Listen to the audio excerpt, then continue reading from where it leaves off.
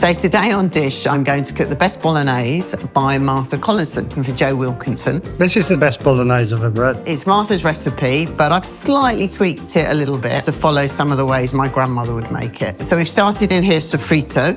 So sofrito is carrot, celery and onion, and it forms the base of so many things in Italian cookery. And that's been cooking for a good 10 minutes now. The secret is with the bolognese is the layers and take your time. I don't necessarily always put mushrooms in my bolognese, but Martha does. She uses fresh, but I'm going to use some of the dried porcini. Before that though, I'm going to add some pancetta. And now I'm just going to chop up these dried porcini. You need to soak them because they are dry, so they need to rehydrate. I sort of prefer the dry because I just think they have more concentrated flavour. And then we're going to dice up some rump steak. So in Martha's recipe, and a lot of recipes, they usually just beef, but I like beef and pork. The mushrooms are going in now. So we're going to start to put our meat in now. A little bit of pepper and a little bit of salt. And we're just going to get a nice sear on that meat. So we're going to crumble in our stock cube here. Then I'm going to add a dessert spoon of tomato puree.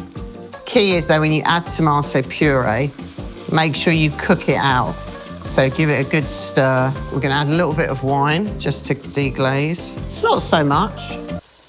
Glass, a little glass. It's looking so good already.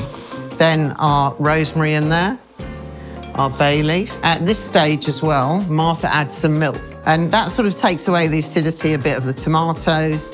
It sort of helps tenderise the meat. And then we're just going to top it up with some water, just enough to cover it, and then put it onto a long simmer for a good couple of hours until the liquid's really reduced down. You've got this lovely, thick, unctuous sauce that will coat the pasta perfectly. That's lovely.